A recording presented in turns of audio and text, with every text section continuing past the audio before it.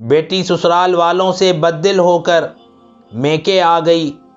باپ نے کہا، بیٹی بہت دن ہو گئے تمہارے ہاتھ سے کھانا نہیں کھایا، ایسا کرو ایک آلو اور ایک انڈا ابال دو اور ساتھ میں گرما گرم کافی لے آؤ، لیکن ان تینوں چیزوں کو 20 منٹ تک چولہے پر رکھنا۔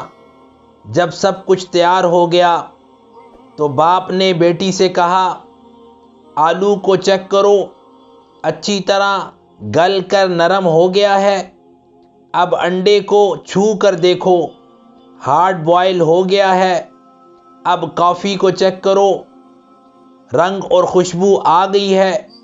بیٹی نے تینوں چیزوں کو چیک کر کے کہا کہ بابا تینوں چیزیں پرفیکٹ ہیں۔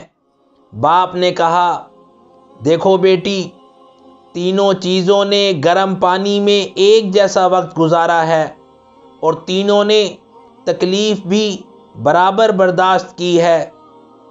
آلو سخت ہوتا ہے، اس آزمائش سے گزر کر وہ نرم ہو گیا ہے۔ انڈا نرم ہوتا ہے، وہ گر جائے تو ٹوٹ جاتا ہے، لیکن وہ بھی سخت ہو گیا ہے اور اس کا لیکوڈ بھی سخت ہو گیا ہے۔ کافی نے پانی کو خوش ذائقہ، خوش رنگ اور خوشبودار بنا دیا ہے۔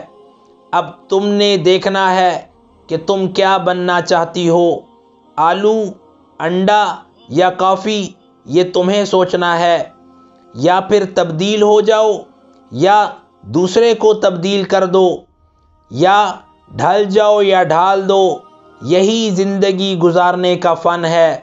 اس لیے کہ سیکھنا، اپنانا، تبدیل ہو جانا یا دوسرے کو تبدیل کر دینا، ڈھل جانا یا ڈھال دینا، یہ اس وقت ممکن ہوتا ہے جب نباہ کرنے کا عزم ہو، لیکن اگر نباہ کرنے کا عزم نہ ہو تو یاد رکھو، کم ہمت لوگ منزل تک نہیں پہنچتے، راستے میں ہی ہلاک ہو جاتے ہیں۔